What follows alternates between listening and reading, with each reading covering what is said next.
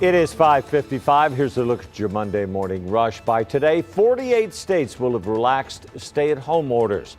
Yellowstone and Grand Teton National Parks are set to partially reopen, testing social distancing at popular attractions like Old Faithful.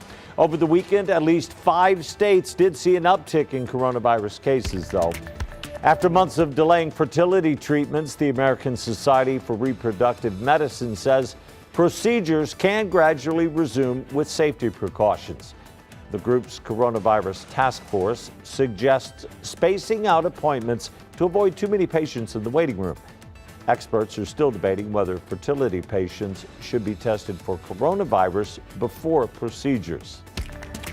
There is growing concern among some patients about the impact of the health apps on children between 8 and 12 years old. A new poll finds 2/3 of parents surveyed worried that ads on the apps are inappropriate for their tweens.